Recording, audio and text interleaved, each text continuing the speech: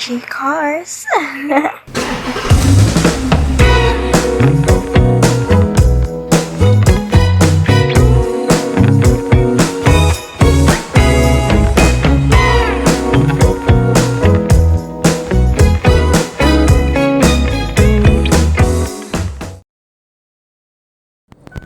What's the point of working on a car without a test drive, right guys? So that's what we're gonna do. We're gonna see how this thing shifts. Looks a lot better, right? A lot better than before.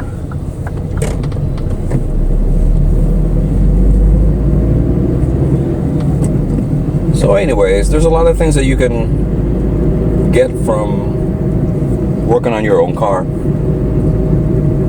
You can get, of course, knowledge to fix cars like it or other people's cars.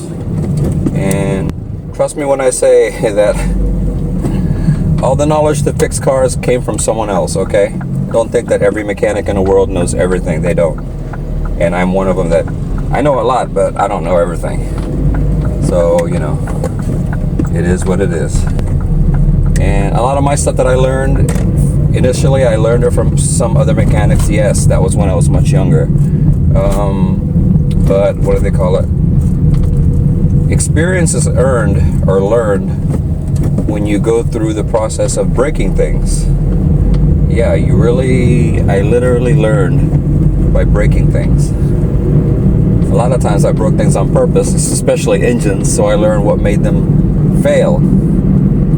And what made them fail, I corrected it and I rebuilt the engine again, back to spec, and abused it, and it survived. And that's what I call a good rebuild. I do that a lot of the things that I do. Like this shifter, for instance, I made it out of extra strong materials. Of course, y'all don't have to be into metallurgy like me. I know a lot about metals, so, and you know, but I know what's strong and I know what's not. I know what's durable, I know what's not. I know what kind of drill bits you need to use to cut into this particular kind of metal, and I know what you can't. So it's basically that simple, you know what I mean?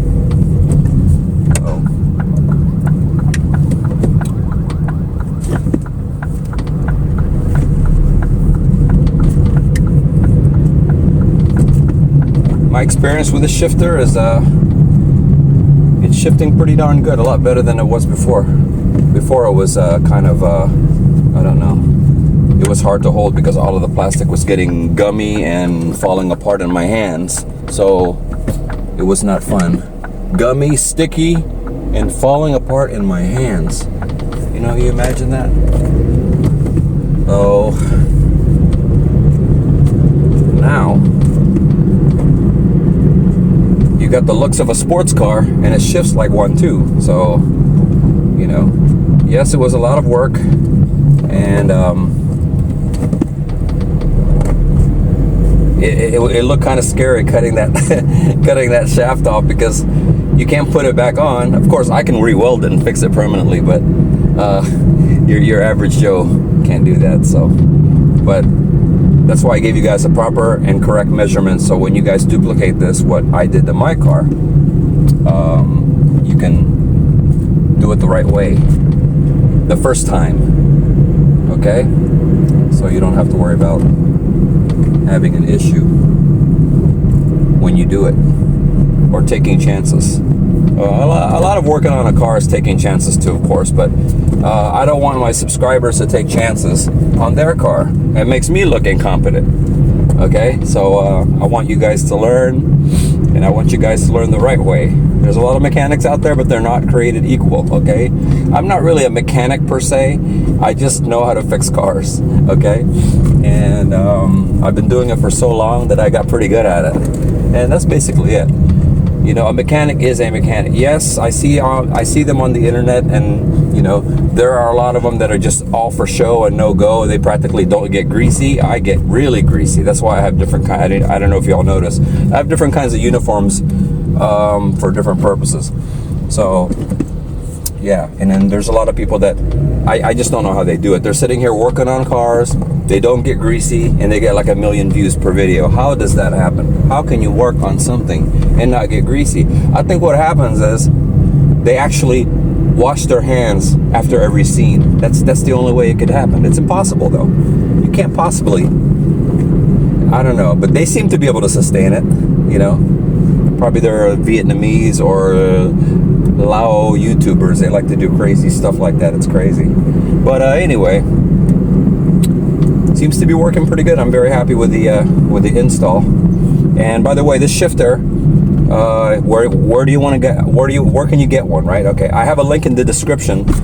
They do deliver abroad. This is basically a store that's available in Asia, because I am in Asia, Southeast Asia, and but they still probably will deliver abroad.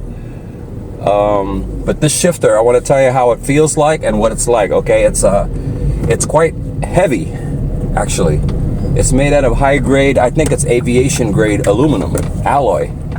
That's my thinking. It's like quite heavy. I mean, it's not light.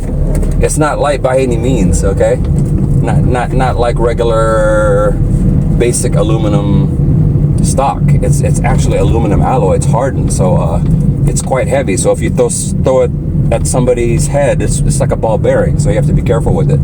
So I was quite surprised at the quality of it. The quality is excellent. So for my review of this product here, I give it an 8 out of 10. It's pretty darn good. Okay, the fact that it doesn't come with the universal install kit, I didn't quite like that. That's why I didn't give it a 9 out of 10. Okay, I had to make my own adapter, and of course I showed you guys how to do it. You all know how to do it now. So we're cool. So I want to thank you guys for watching the video, and I hope you enjoyed it. I hope you liked it. I hope you got something out of it. And if you did, it'd be really nice of you guys to click on the like button, and it would be nice if you share it to your friends. Maybe they'll enjoy the video. Maybe they can get some use out of it.